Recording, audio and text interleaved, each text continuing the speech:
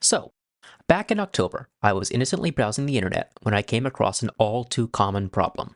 What do I do with 1,000 medieval manuscripts?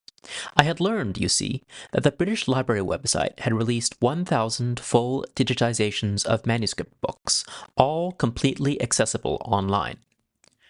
It was a big day for medieval manuscript fans. Back in the old days, 2023, the British Library used to be one of the biggest manuscript digitization projects on the planet, until last fall when a ransomware cyberattack took down their entire collection. Now, nothing bad happened to the physical books themselves, but the digital online collection of 4,500 manuscripts was completely lost. So completely lost, in fact, that apparently even the British Library had lost access to their own data files. But now, without warning, 1,000 of the manuscripts are back online, and, as a calligrapher, I felt the need to celebrate, and I will do so by copying a page from one of these 1,000 manuscripts. Why do this, you may ask? There's two answers. First, I'm a calligrapher focusing on medieval calligraphy, and copying a page from a medieval manuscript is just something I need to do every now and then to build my skills.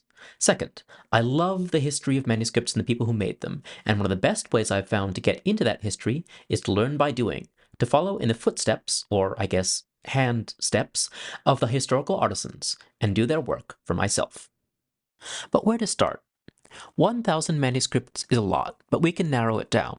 Let's start with my practical limitations. I only know how to do calligraphy in the Latin alphabet, and for now, I'm only focusing on copying manuscripts from the medieval period. So manuscripts like this, which are post-medieval, and manuscripts like this, which are not in the Latin alphabet, are out of my skill set. That leaves almost all of them, still. Now, on the main page of their manuscript collection, the British Library does spotlight 6 manuscripts they think are particularly worthy of our attention, and of those 6, there's 3 that fit my skill set: the luxuriously decorated Sherborne Missal, this delightfully wacky bestiary, and the stunningly elegant Wacky Psalter. Those are the obvious choices, but what other treasures might be hiding in that batch of 1,000? Sometimes, manuscripts can pile up around you like dense layers of shale. In that situation, what I like to do is focus on a single category of manuscript that can act as a kind of core sample. Just as an actual core sample will bring up small samples of rock from every layer of shale in a shale deposit, so a manuscript core sample will, hopefully, bring up small numbers of manuscripts from every time period represented in a manuscript deposit, and, just as importantly, every level of fanciness.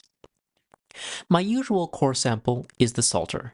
Nuns and monks used Psalter books to study and chant the Psalms starting in the 3rd century, and they still do so today, meaning that we can find Psalter books from pretty much every century of the medieval period.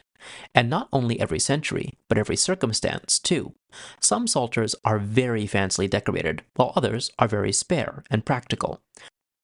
So, if I pick out all the Psalters from this list of 1,000 manuscripts, it should give me a somewhat representative sample from different centuries and different layers of fanciness. Picking out the Psalters gives me a list of 27 manuscripts, a much more manageable number to choose from. Obviously, I don't have time to give you a thorough study of all of them, but if you give me 2 minutes, I'll run through my very brief first impressions of each one. Ready? Cool layout on the footnotes. I love it when Carolingian minuscule calligraphy is so minuscule. This style of painted initial seems easy but beautiful. Hey, I could probably sing this. I think this one's a bit too crispy to use. Latin manuscripts usually lack the letters Y, Z, and K, but this French book has plenty. Densely packed calligraphy has a beauty all its own. I really love the filigree on these small initials. This one just feels really cozy somehow. I love the contrasting density of the psalm and the footnotes. Latin shorthand, so cool. I understand none of it. The Wacky Psalter, yep, I can see why it's famous. I really like the line fillers here. This kind of late Carolingian calligraphy is really exotic, but still really readable. I think this style of painted initial would work well for high contrast works. A bit too ragged for me to use, I think. Love this style of Carolingian. So readable, but there's nothing quite like it today. Such an interesting layout with the first letter of each line separate. Whoa, look at those cool footnote marks. Those majuscules are so simple, but so elegant. Are those neumes? I think those are neumes. Wow, they really liked gold. Also, is the British Library insulting me? Putting the capitals in the margin like that really makes them pop. Look at those fish, I love them, and they're everywhere. Look at those fish. Is that Greek? Cool, I wonder why those lines are in Greek. Excellent insular minuscule, just look at those A's, R's, and G's. Huh, this looks like a slightly less fancy version of the Wacky Psalter.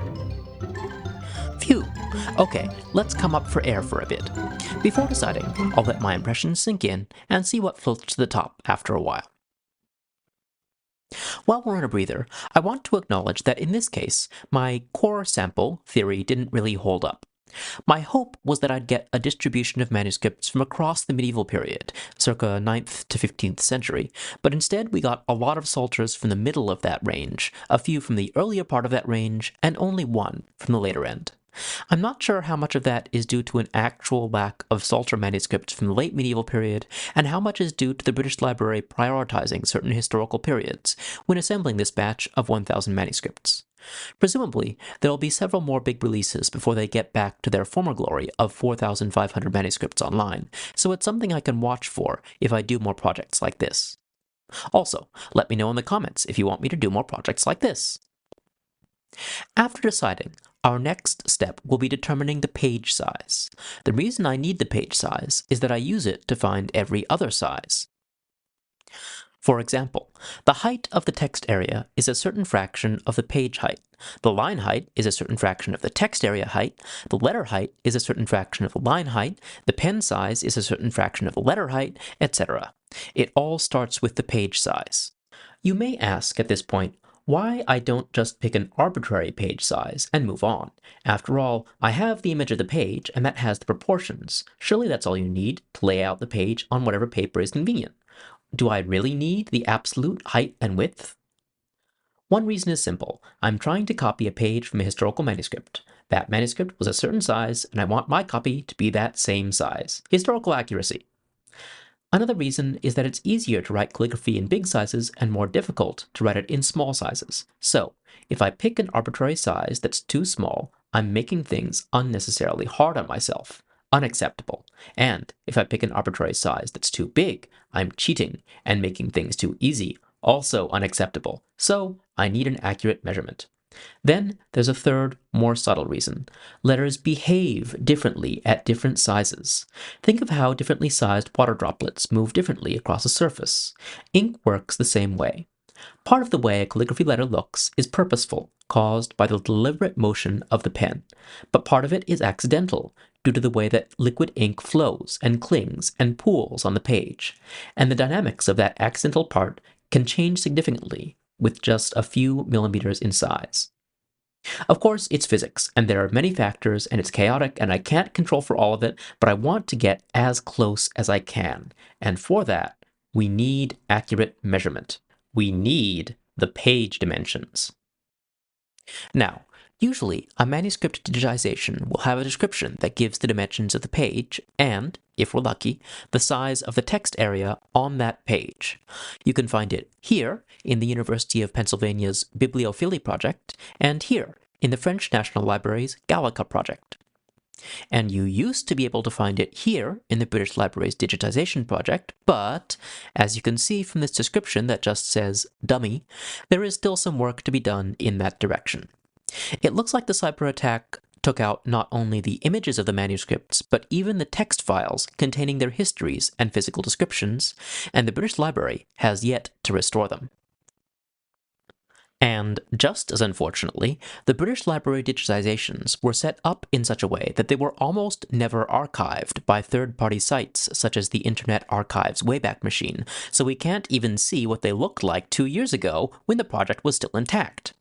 Also, while I was making this video, the Wayback Machine was temporarily taken down by a different cyber attack, so even that method of archiving is not 100% reliable. Now, one path we could take to learn the measurements would be to target a manuscript that is already famous, and already has a lot written about it, like the Wacky Psalter. That would be the sensible thing, and I was pretty close to going that way, but gosh dang it, I want to draw the cool fish. Look, maybe it's not famous. Maybe it doesn't have a fancy name, but look at them. Look at that face. Look at that face getting grabbed by a disembodied hand. Look at them getting eaten by a seal, dog, dragon thing. To heck with cyberattacks. I will not be denied. I have a wish for fish. Sure, this does present some difficulties. As I mentioned, the first step of any manuscript copy is to determine the page size, and I usually get the page size from the description, which I can't do in this case because of all that info that got erased in the cyberattack. But this should be doable. We know the shelf mark, and that's the important thing. A quick Google gets me nothing useful. Let's try JSTOR. Also nothing useful. Fine. I'll roll the dice and try Google Books. Aha! That looks an awful lot like page dimensions. Click through, scroll up, and I actually can't quite tell if those are page dimensions. The book doesn't explain how its citations are formatted and what those percentage signs are doing there. That's okay. We have a way to confirm this. There's a lot of manuscripts listed there, so we just look up a different manuscript that's digitized on an intact digitization project and find that manuscript's dimensions, convert to inches, and it's a match. The dimensions I found are not ideal. 12% inches by 9% inches, apparently. It's strange because millimeters are the standard unit of measurement for manuscript studies, but for unknown reasons this book used inches. I have a suspicion that the percent signs started out as fractions but got mangled by optical character recognition or some other digital process on their way to Google Books, but even if I'm right, that doesn't tell me what the fractions originally were. Adding to the confusion, the proportions of the digitized page from the British Library do not support any ratio of 9 to 12, no matter what fractions I plug in. But for now, this is the best I have, so I'm going to assume that the width measurement is an error due to the bending of the page and take the 12-inch height as accurate. It's also convenient since one of my watercolor papers is exactly 12 inches high. And I'm also going to convert it to millimeters because we're about to be working with very small distances, and no way am I going to waste time fiddling around with halves and 1/16ths of an inch or whatever. There. The height is 305 millimeters until the British Library tells me otherwise. We're in business. Let's choose which page to copy. A Psalter is, of course, filled with psalms. I want a page that contains a whole psalm if possible, so I'm choosing this page, which has almost all of Psalm 61.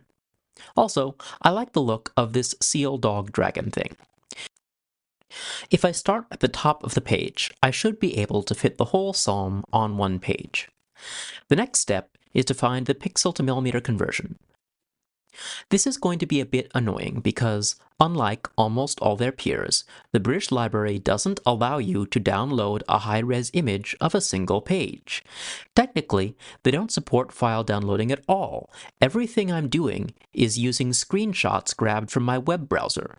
So we'll have to measure one conversion ratio for large measurements, like the size of the text area, and have a different conversion ratio for small detailed measurements, like the pen width. Arg! Anyway, let's start with the big measurements. I'll take a screenshot of the whole manuscript page and measure the height in pixels. Some simple math gets me two numbers that will allow me to convert millimeters to pixels and vice versa. That, in turn, allows us to measure the size of the text area, 212 by 136 millimeters, and the size of the top and outer margins, 28 by 54 millimeters. We don't have to measure the line height, since we can just divide the text area by the number of lines. So, with the necessary measurements to measure the page, place the text area on the page, measure out the text area, and divide it into lines, we can start laying out our guidelines. Manuscripts from the early medieval period tended to use dry point, a fancy name for taking a dull metal point and engraving a groove onto the page. Later manuscripts used diluted ink or, more commonly, metal point, basically a pencil made of a soft metal like lead or silver. Graphite pencils, like the ones we use today, weren't invented until the 18th century. Our lovely fish manuscript uses metal point. You can tell from the characteristic grainy pattern. Although I've been experimenting with silver point drawing, I'm not fully confident with it yet, so for this little project, I'll just use a mechanical pencil. Notice, by the way, that in addition to the usual horizontal guidelines, this manuscript also has 2 extra vertical guidelines. The left guideline guides the placement of the initial letter, and the right guideline provides a sort of buffer zone that a word can overflow into a little bit before they have to break it with a dash. Now, we zoom in as far as we can for our last measurement, the x height. X height, sometimes also called the waistline, refers to the height of a lowercase x, or a, or u, or I, you get the idea. If you're a beginner calligrapher, I'd recommend drawing a separate guideline to mark off the x height, but with enough experience, you can usually just hold the x height in your mind. Our zoomed-in measurements get us an x height of roughly 5.7 millimeters. It's difficult to measure nib width from the digital image, so I'll rely on experimentation. What I'll do is choose an arbitrary sample of script from the original manuscript and try to duplicate that sample with the same spacing and the same weight. Weight in calligraphy refers to the ratio of blank space to inked space. A calligraphy piece that is almost entirely black with ink would be very heavy, while a piece that is lettered with only a few willowy lines would be light. The sample I've chosen here says In Diem Generationis, and it's about 4 line heights long. I measure that same horizontal distance on my paper several times and start experimenting. Our technique might be a little off for this early stage, but that's okay. We don't need to get the stroke order right, and we don't even need to worry that much about the shape of the letter. What really matters here is space. In this sample, the space between the I and the N is maybe 1 1/3 of the width of the stem of the I. Likewise, the internal space of the N is a little more than that, maybe 1.5 times the width of the stem. We start with a nib that is much too wide and copy out the sample, trying as far as possible to duplicate the internal space of the letters. If the sample runs over our 4-line height benchmark, that means that the nib width is too wide because remember, we're measuring all our horizontal lengths in nib widths.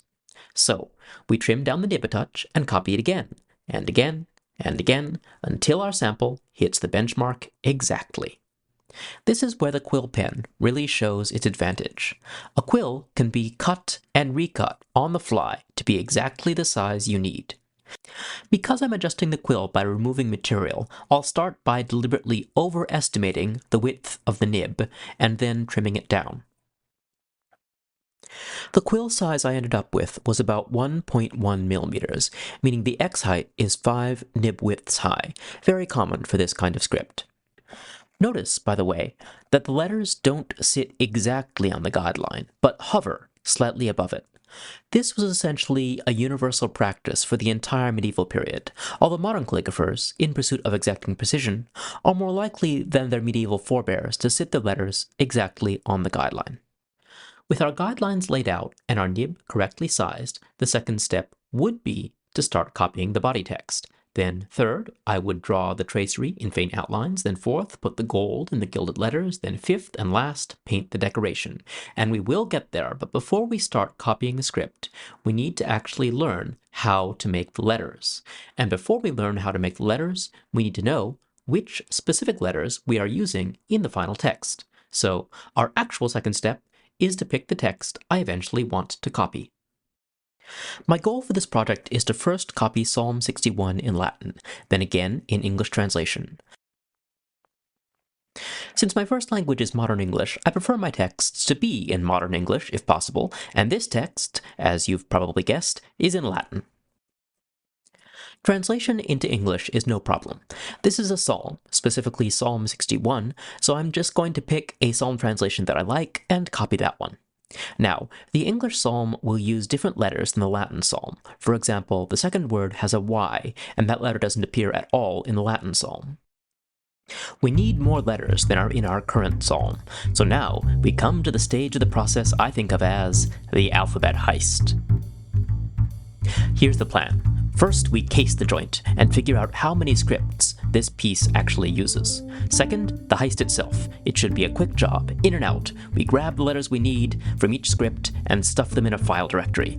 Third, we figure out what is called the ductus, the number and direction of pen strokes used for each letter. Finally, we write out our calligraphy piece. Everybody ready? Okay, let's go. First, the scripts. Here's the 4 scripts we need to learn. The big uncial capital letters that start each psalm, the medium uncial capital letters that start each verse, the Protogothic capitals used in the first word of each psalm, and finally, the Protogothic minuscule that makes up the bulk of the text.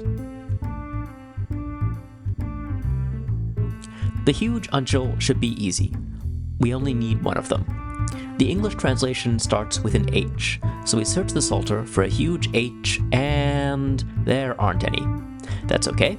There are plenty of medium-sized uncial capital H's, so we just have to figure out how to scale them up to a big uncial. I'll use this K from folio 154R as my model, since, like the H, it has a tall stem and an open space where we'll paint the decoration. So our H will look like this. First script finished. Next, the medium uncial capitals. Since we only find these at the beginning of each verse, we don't need to find all the letters, just the ones that start out the verses in English: F, O, I, T, and S. Let the hunt begin. A quick flip through the pages picks up several examples. Notice that some of the letters have variant forms. This will be useful for us, since we have 2 F's as verse starters, and we can use 2 forms of the F for variety. 2 scripts down. The third script is the Protogothic capital letters, and they only appear in the first 3 letters after the big gilded capital. At first glance, they're not obviously distinct from the Protogothic minuscule, but you can see them more clearly in the calendar here.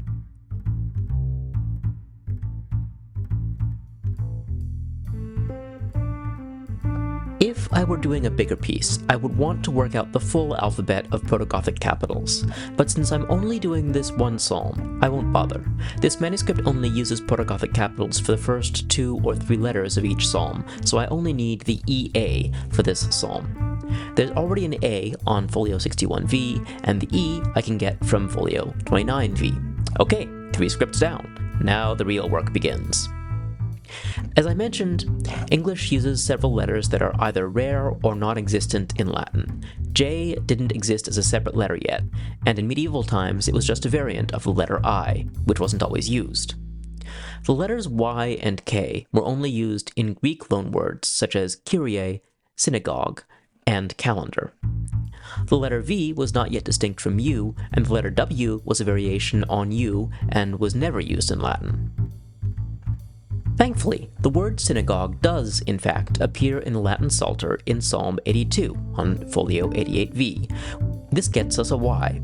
And browsing through and hunting around, I found a Z in Psalm 68, folio 72R, in the word zealous. Thankfully, we don't have to do too much more browsing around, because the big score is waiting for us right at the beginning of this book: the calendar. The calendar contains something that is absolutely ideal for an alphabet heist: a list of names. All sorts of unusual letters and letter combinations get preserved in names. This calendar gets us a K, St. Erkenwald, W, St. Erkenwald again, because while W wasn't used in Latin, it was used in non-Latin names, a V from Vitali, and a J from Johannes. Also, several bonus Ys. V and J didn't yet exist as distinct letters in this period. Technically, the V and J that I found are really a capital U and a capital I, but they work well enough that I can adapt them to the modern English V and J. Before we leave the calendar, we should note that, besides helping us out with the K and the W, St. Erkenwald can also help us locate the manuscript. Erkenwald, a 7th century bishop of London, was relatively unknown outside of England, so his presence in this calendar suggests that the manuscript was made in England.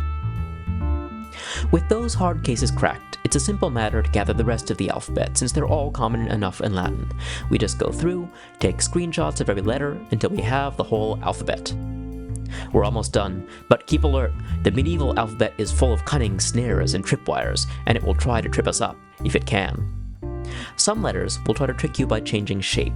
R, for example, looks like this most of the time, but shifts into a variant form, the round R, when it follows the letter O.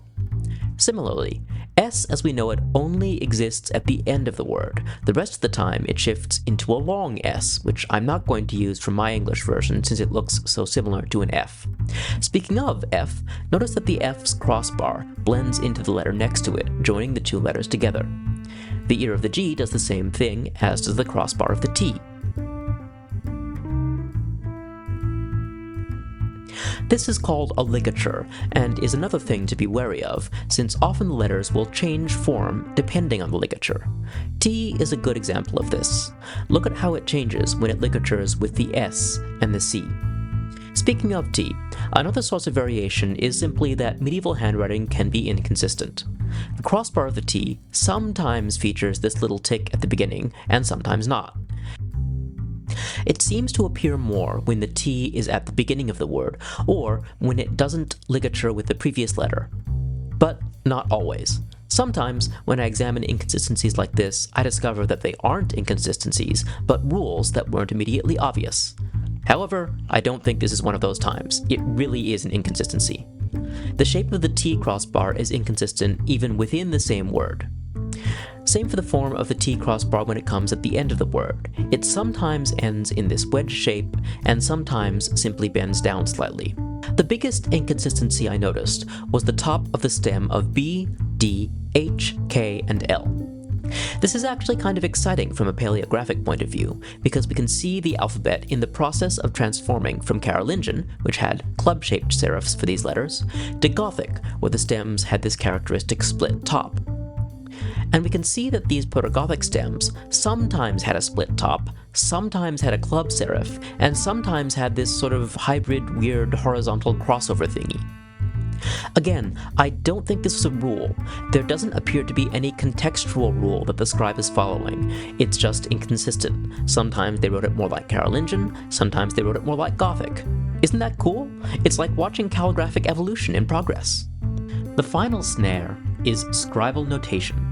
Scribal notation, also called scribal abbreviation, was a kind of shorthand where special signs were used to indicate the presence of certain letters or words without writing them. For example, the ampersand stood for the Latin word et, and this crossbar through the P stood for the word per, or par. And this macron over a word means, well, it basically means, tee-hee-hee, I've hidden some of the letters. Which letters? I'll never tell, you'll have to guess. Since the ampersand is the only scribal notation that is commonly used in modern English, that's the only one that I'll be carrying over to my English version. But always be cautious when you're heisting letters. More than once, I've grabbed what I thought was a valuable letter form, only to discover later on that it was actually a scribal notation. Alright, we've gotten out clean and with a sack full of letters, ours to analyze and use as we see fit. Let's start the analysis and learn how to duplicate our loot. With our heist ended, we shall now don our deerstalkers and become detectives. As I'm sure you know, my dear Watson, most broad pen calligraphy scripts follow a few simple tendencies. Vertical lines are written from top to bottom.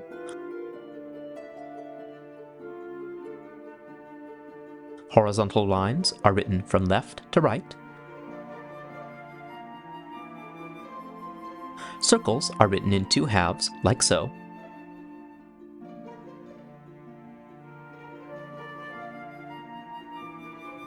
And, examine carefully, Dr. Watson, these three rules collapse into a single tendency: avoid upstrokes. An upstroke in calligraphy being any pen movement that pushes the pen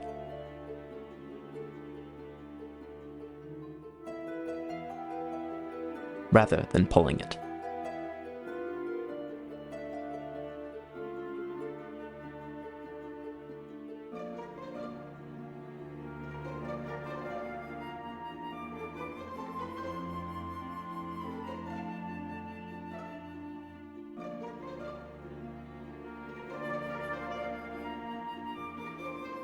But we must keep in mind that these are tendencies and not rules. Upstroke avoidance is a helpful starting point when reverse engineering a historical script, but we must also hunt for evidence that points the other way. Let us examine, for example, the A. If we were being strict about the no upstrokes rule, we would theorize that the loop of the A was written in two strokes, like so.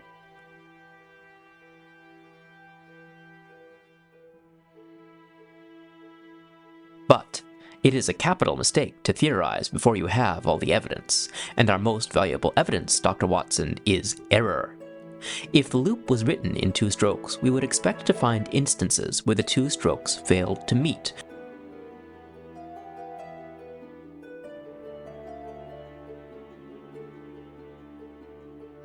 or where they overlapped.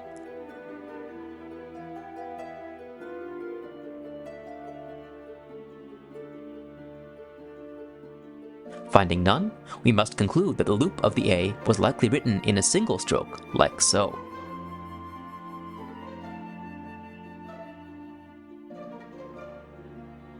Conversely, the sharp corner at the top of the C indicates that it was written in two strokes.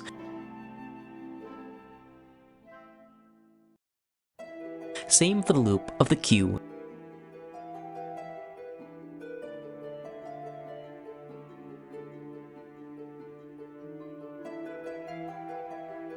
and D.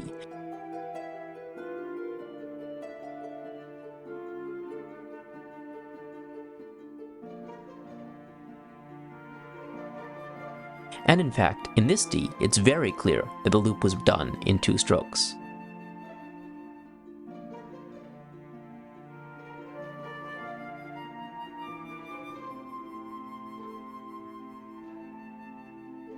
Loops, though, are simple. Elementary, one might say. Serifs, however, you could write an entire book about serifs. In fact, in 1968, someone did write an entire book about serifs. Father Edward Kaddish spent his 20s working as a sign painter in Chicago before going to Rome as a seminarian. While in Rome, he studied the letters inscribed on Roman monuments and later wrote a book maintaining that the Roman serif was not originated by stonecutters, but by calligraphers who painted the letters onto the stones with a flat brush so that stonecutters could carve out what they had just painted. And we in calligraphy like to say that this work was definitive and ended the debate about serifs forever, but of course it didn't because serifs are complicated. So, let's set out the problem for debate. The short stems of I, M, N, P, R, and U begin with this rounded wedge serif. Again, if we were being strict about our no upstrokes rule, we might theorize that the wedge would be written in a separate stroke from the main body of the stem.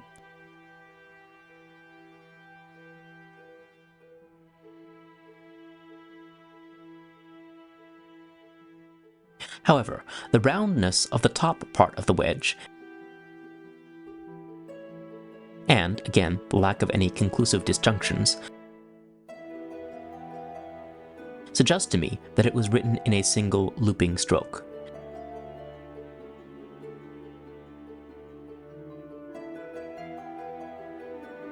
But Holmes, you might object, there are very clear disjunctions in the wedge serif. Doesn't that indicate that it was written separately? And you may well be right. The deuce of it is, though, Watson, that even when I did write the wedge serifs as a single stroke, I managed to reproduce those same disjunctions by accident.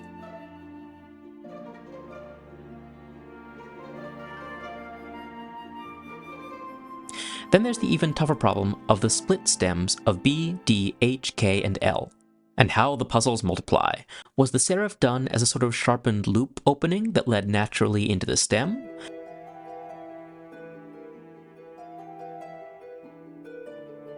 Was it done after the stem as an ornament? Was it an upstroke or a downstroke, before the stem or after? Why is it so inconsistent in the original manuscript? Here's my conclusion. I don't know, but I like the feeling of the first motion better than the others, so that's what I did. Not very Holmesian of me, I know. I'll hang up my deer stalker.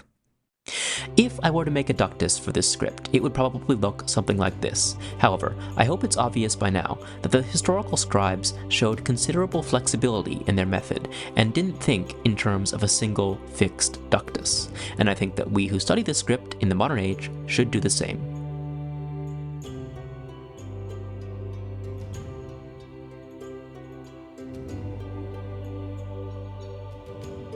Finally, This is such a fascinating transitional form between Carolingian calligraphy and Gothic calligraphy.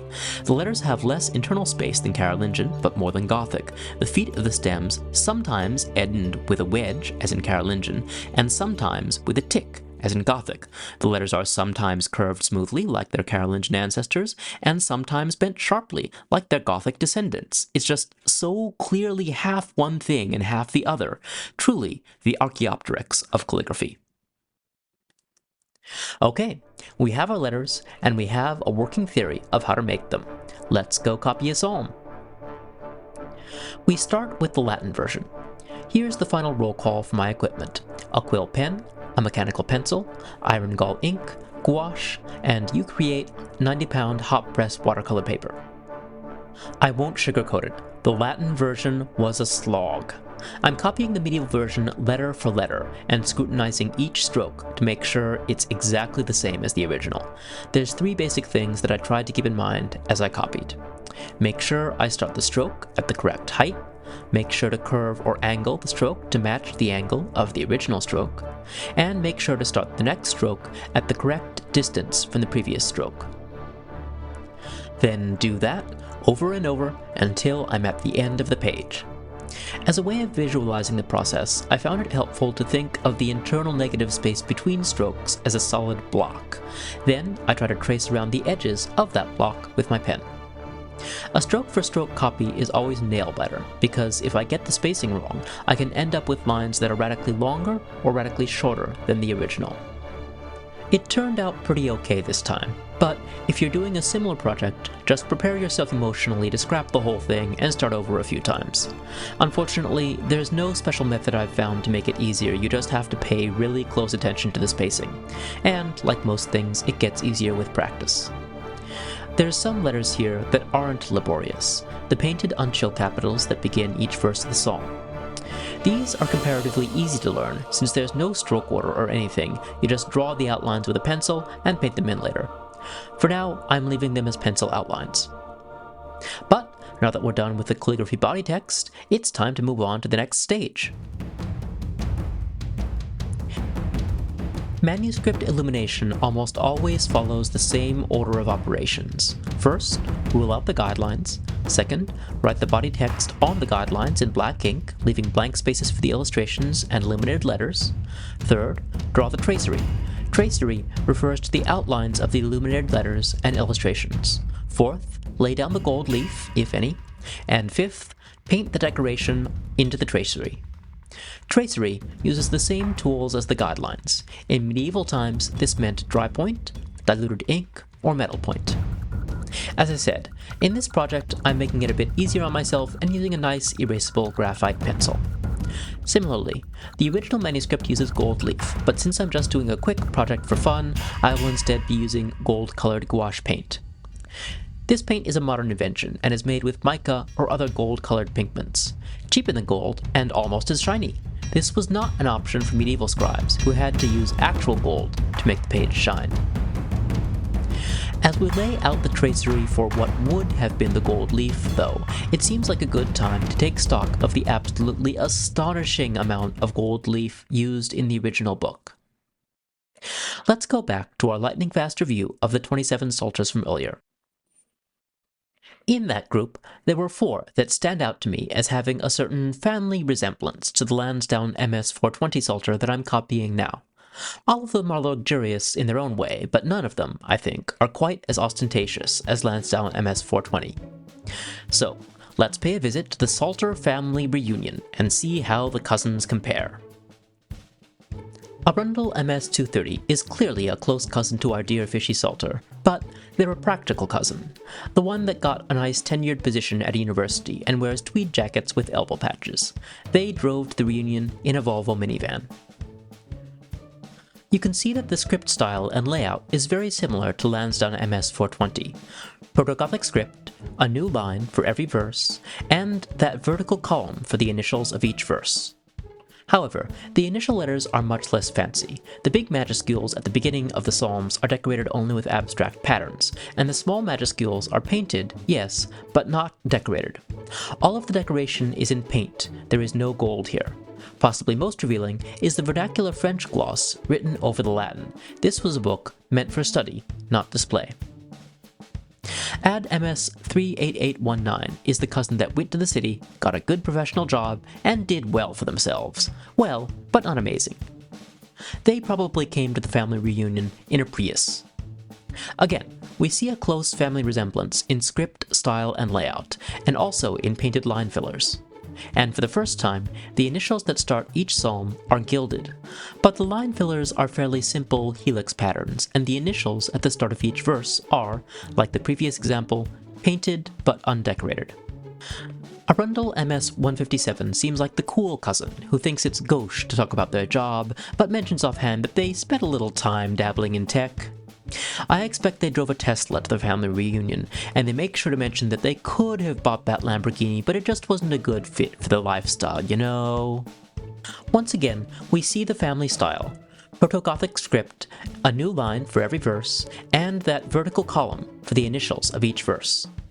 Like Ad MS 38819, this manuscript uses painted line fillers, but for the first time, they're also inhabited line fillers. Some of them are abstract, but there's also cats, dogs, eels, and cat eels? And the initials at the start of each psalm are gilded and even painted with fantastic human-headed figures. Very cool, cousin. We're all very impressed. Finally, we have Harley MS 2905, which to me looks close enough to be a sibling to Lansdowne MS 420, possibly one that inherited the same trust fund. Maybe they came to the reunion in a limo, maybe a helicopter, but no way did they drive themselves. The script style, as you can see, is very close to Lansdowne MS 420, and although I don't see any fish, the line fillers here are very similar in visual style. The initials at the beginning of each verse are adorned with similar red and blue filigree, as is used in the line fillers, and the initials at the beginning of each psalm are gilded and frequently inhabited by human and animal figures. Now, to be clear, this whole family is loaded. All of these books are luxury items. Each took at least hundreds, probably thousands of hours of skilled labor, and even the basic material, the animal parchment on which they were written, was an expensive product of skilled labor.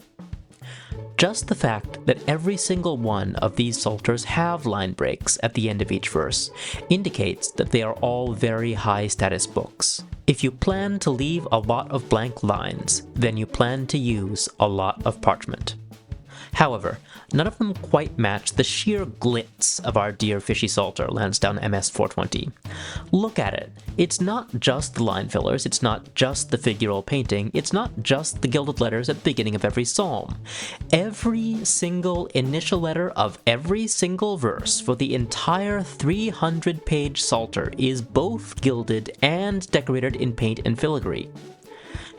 And that's not even touching the 12 big gilded paintings at the beginning of the book, but someone else can make a video about those. I'm mostly here for the calligraphy.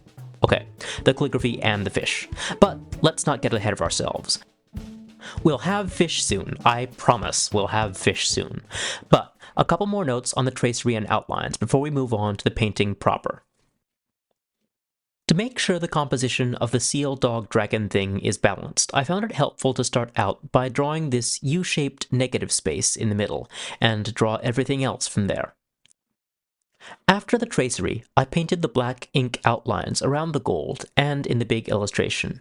It's standard practice to paint around the edges of anything gilded, since it can hide any rough edges from the gold leaf. However, on reflection, I expect that the black outlines on the big illustration were added after it was painted. Ah well. You can also see there's room to improve with my brushwork. It got a bit blobby in parts, but anyway, that about ties it up for the gold, tracery, and outlines. Let's start painting. The big initial at the start of the psalm is obviously the most challenging, so I'm going to start with the last initial and work my way backwards and upwards, practicing as I go. This manuscript, in common with many other medieval manuscripts, uses a basic color scheme of red and blue. In this case, the red seems to be slightly pink. Each painted capital letter is divided into an inside and an outside and contains some red and some blue. The use of red and blue alternates. Here, the first uncial capital has a red inside and a blue outside, so the next capital is the other way around. In other words, the insides of the capitals go red, blue, while the outsides of the capitals go blue, red, blue, red. If I were doing a longer piece, I might worry about how this rule applied across pages and across sections, but since I'm only doing one psalm on one page, I don't have to. We've reached the seal dog dragon thing in the big initial E. The color palette seems fairly simple. Green for the fish, brown for the seal, and a few highlights in white, black, and dark brown. This is pretty typical for manuscripts of this period, a palette of maybe 4 or 5 colors, plus black and white, with relatively little gradation and color mixing. The red and blue is decorated with white filigree, which I'll do as I go back down the page. Filigree, in this context, can refer to any intricate decoration composed of thin line work. In medieval manuscripts, it often appears to be completely abstract, but it often is depicting flowers, vines, and other decorative vegetation.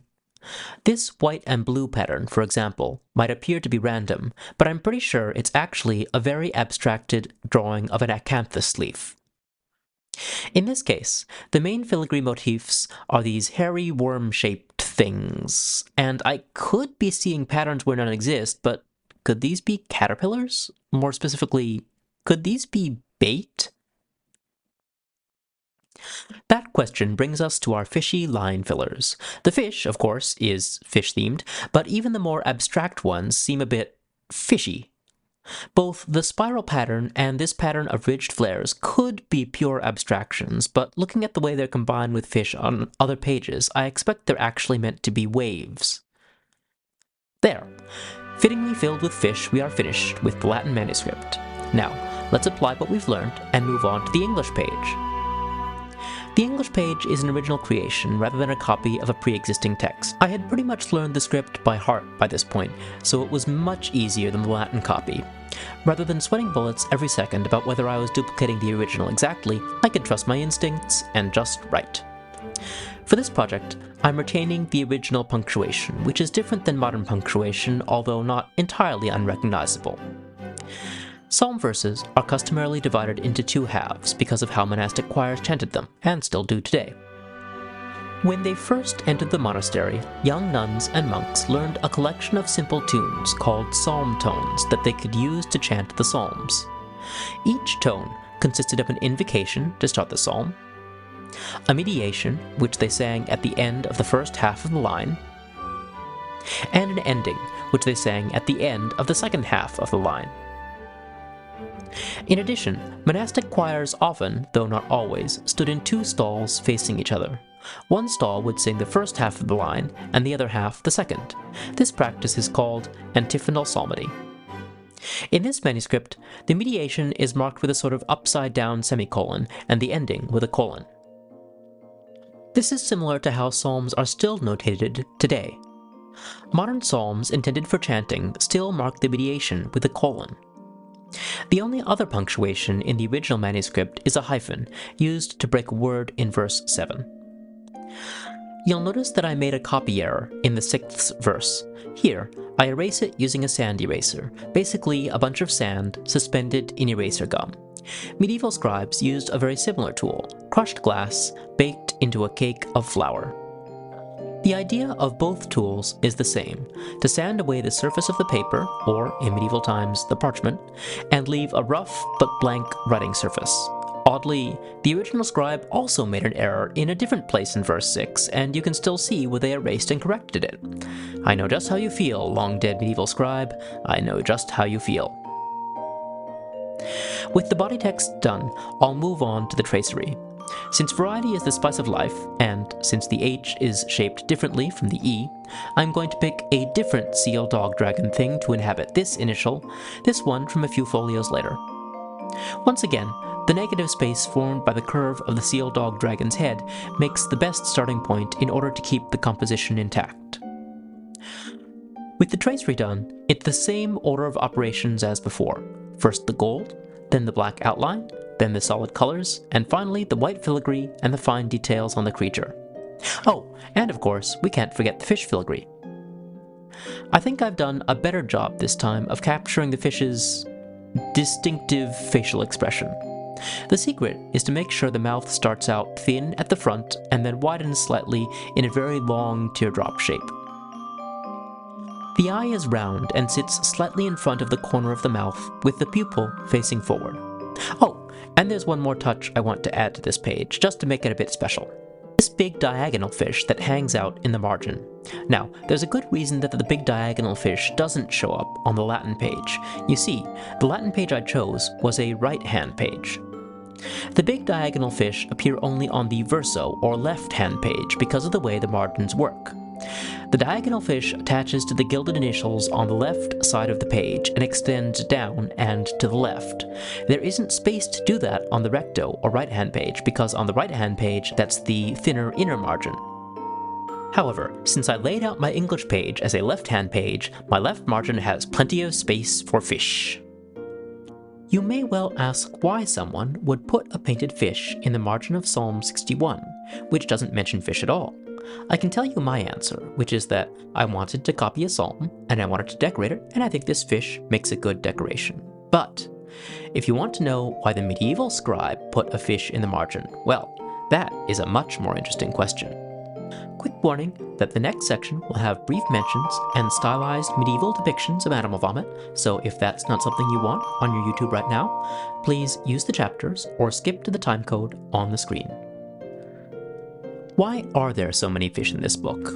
Is it a reference to Jesus telling his disciples that he would make them fishers of people? It's possible, although the other bits of decoration, like the fish going into people's ears and this vomiting dog's head, and the seal dog dragon thing, seem more to indicate that the marginalia were produced essentially as an independent work, and not as part of the book's religious purpose. But there's just so many fish, it seems like a purposeful focus, but what was the purpose? Was it a scriptural reference? Or a reference to heraldry? Or was this book produced in a fishing village? Was the artist just hungry? Medieval manuscripts, and in particular late medieval manuscripts from the Gothic period, are famous for the incongruously wacky art painted in the margins. While I'm not well read enough to give you the full historical context on this question, I did recently discover an excellent lecture on the topic, The House of Mirth, by Professor Alex Bovey, which I will link below. To quote her lecture, in the 13th and 14th centuries, there was a remarkable explosion of images in the margins of illuminated manuscripts, especially in England, France, and the Low Countries. Monsters that had hitherto usually been contained or even constrained by texts and borders, like this Plinian monster, or Blemi gripping on the miniature frame in this 11th century Wonders of the East, began to break free. By the 1260s, the Blemis had escaped from the wonders of the East, grown a beard, put on a purple skirt, acquired a crossbow, and invaded the border of Psalm 54 of the Rutland Psalter, along with a blue merman at the top of the border and a little dragon at the bottom. Professor Bovey explains that this development did not go unremarked on at the time, with the 12th century abbot Bernard of Clairvaux inveighing against this vain frivolity and decadent luxury which distracted the monks from their proper tasks. Some modern scholars echoed this disapproval, with Eric Miller writing in 1932 that the mind of a man who could deliberately set himself to ornament a book with such subjects as a reptile mound can hardly be normal. Sheesh, first the British Library calls me a dummy, and now a dead professor is calling me abnormal. What a day.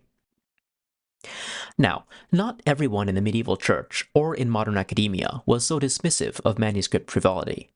In the 1950s, manuscript historian Lillian M.C. Randall pointed out that preaching exploded in popularity in the 13th century, and preachers of the time used colorful parables and fables, including ones about animals and monsters, to enliven their sermons. It is possible that some of the marginal monsters in sacred texts played a similar role. Meanwhile, back in the medieval period, theologian Thomas Aquinas cautioned his readers to avoid excessive mirth, but also to avoid becoming burdensome to others by offering no pleasure to others and by hindering their enjoyment. Brandel wrote more on this topic in her invaluable book, Images in the Margins of Gothic Manuscripts, invaluable not only to manuscript scholars, but also to me, personally, just now, because it was in that very book that I found the measurements of our dear Fishy Psalter earlier in this video, making this entire project possible. However, in looking for a grand macro-historical reason to explain the Wacky Manuscript Drawings, we may, as other scholars have pointed out, be overlooking the smaller, more personal reasons. Namely, people, even highly religious medieval people, enjoy a good laugh. Humorous illustrations could act as an emotional outlet for readers and copyists of otherwise somber texts, as a method of transgressive but not actually subversive satire, and as a medium for in-jokes and wordplay. For an example of wordplay, Bovey turns to the 14th century Gorliston Psalter. In Psalm 65 of that book, the Latin word examinasti, meaning you have tested, was hyphenated, leaving the partial word nasti as the first word of a page. Above that word, the presumably English-speaking painter has added a picture of something that they presumably believed to be nasty, a picture of a farting monk confessing to a naked bishop. She notes that the face of the bishop was, at some point, defaced with 3 scratch marks. The addition of silly and even obscene illustrations in sacred books was clearly a part of medieval manuscript culture, but just as clearly, not everyone was on board with it. And so, thus armed with some solid academic context, let's take a second look at the marginalia in our Fishy Psalter. Do we see wordplay? Do we see satire? Take that vomiting dog from earlier. The dog is drawn in the margin of Psalm 59, right next to verse 7, which reads, "They go to and fro in the evening, they grin like a dog, and run about through the city." The illustration is also likely influenced by verses 15 and 16. "And in the evening they will return, grin like a dog, and will go about the city. They will run here and there for meat, and grudge, if they be not satisfied." And what about the very first big fish caught on the hook of the queue in Psalm 2? Inside the queue, we see an illustration of Christ, and Psalm 2 itself is quoted in the Gospels during the story of Jesus' baptism. This fish, at least, seems to be clearly a reference to Jesus. Even the fish coming out of someone's mouth in Psalm 8, verse 3, seems a bit less strange when you read the psalm verse. "Out of the mouth of infants and sucklings thou hast perfected praise, because of thy enemies, that thou mayst destroy the enemy and the avenger." It's not clearly fish-related, or necessarily Jesus-related, but you can see how the painter might have seen the phrase, "out of the mouths," and then drawn a fish coming out of someone's mouth. Sometimes, though, a random fish probably is just a random fish. I don't see any clear reason for there to be a fish hanging off the initial for Psalm 11. "In the Lord I put my trust, how say ye then to my soul, that she should flee as a bird unto the hill?" Also, let's remember that not every pun has to be a reference to the text itself. Some puns are purely visual. The clearest pattern I noticed in margin fish is that they hang off of hook-shaped letters, the tail of the Q in Psalm 2, or the N in Psalm 62. It seems like the marginal illustrations of fish and other creatures were a very flexible tool. Sometimes, as with the dog or the Jesus fish, the marginal illustrations were more or less a direct reflection of the text's intended meaning. Sometimes, as with the mouthfish, they were a playful riff that took the text as its starting point, but went in a more whimsical direction. Sometimes, as with the fish caught on the hooks of the letters, it's a purely visual form of artistic play. I know it may seem strange to us that the medieval illustrators could ever view a sacred text as a field for playfulness, but I wonder if the centrality of the Psalms in medieval piety may have, counterintuitively, made them a more likely place to find wacky fish drawings. Most nuns and monks were expected to have the Psalms memorized from a young age, and most medieval Christians, who learned to read, did so by first memorizing Psalms and then fitting letters to what they had memorized. The Psalter was a school book as well as a prayer book, and I wonder if some of what we are seeing in this Fishy Psalter is the artist recalling jokes passed back and forth in the back of the classroom when teacher wasn't paying attention. I also expect that for many medieval Christians, Psalms didn't really live in the book, but rather in their hearts, the physical book acting more as a training aid for young learners and an occasional cue sheet for fully trained adults. I wonder if some of them may have felt more free to draw funny and outlandish things in psalm books and prayer books, because those books weren't houses for the sacred word, but more of a roadside inn, where the word stayed for a short time before journeying to its permanent home in the heart and the memory of the reader. And so, with our final fish completed, let's retrace the steps of our little journey. We started with a treasure of 1,000 digitized manuscripts, that treasure itself only a partial restoration of the bounty stolen from us by the 2023 cyberattack.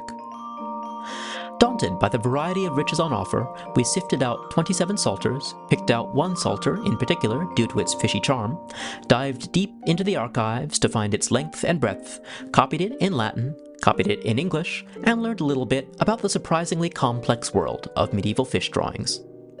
I feel like there's probably more to be learned here, and if you want to try your hand at uncovering the secrets of these delightful fish, I've linked the British Library's manuscript in the description below.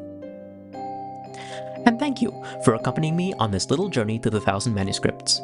If you want to see more videos like this, please tell me so in the comments and subscribe for more. If you're here from my Book of Hours videos, I've been working very hard in the background on what I call the big video, a deep dive into the full process of creating that manuscript book and the history behind it. Unlike my previous videos, which were quick summaries of scattered aspects of that project, this will seek to be as close to comprehensive as I can manage. It is taking a while. I also have a few hopefully quicker videos partially done, so watch for those as well. Catch you later!